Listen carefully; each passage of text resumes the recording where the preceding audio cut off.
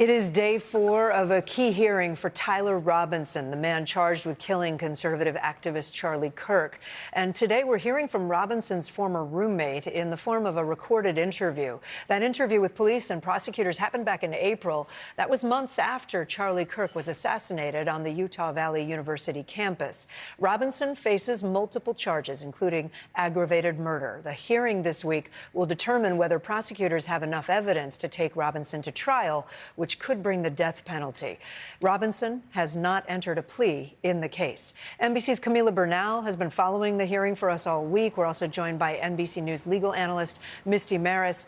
Camila, let me start with walking us through this recorded interview from Robinson's former roommate. The name is Lance Twiggs. What do we know?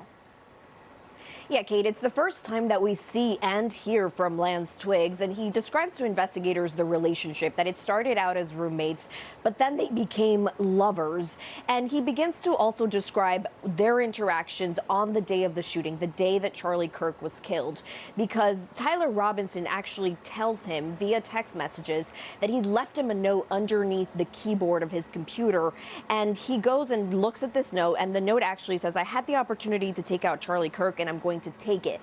So then we begin this text exchange between the two of them where he asks him, "Did you actually do it?" And he does say, "Yes, I did, and I'm sorry, I don't want to get you involved in all of this." And we had seen some of these text messages, and also important to point out that a lot of this video is redacted because of objections from the defense. But then we also get an interaction of when they first started talking about this in person. Take a listen to what Lance Twiggs says about all of this. I just asked him in person if what he said was true the night before, and he said it was.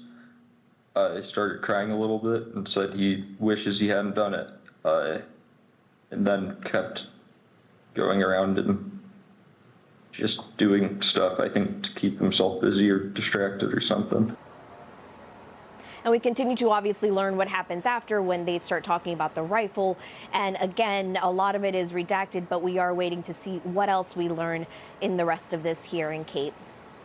Okay, Camila, Misty, let me turn to you. We saw just a piece of it there, but generally you've been watching the trial or the pre-trial hearing. What are we taking away from this? So Lance Twiggs is such a central figure in this, and keep in mind he sat for 2 interviews with investigators, was given immunity with regard to what he said during those interviews, and now we can see from the prosecutor's perspective he's a central figure in this case.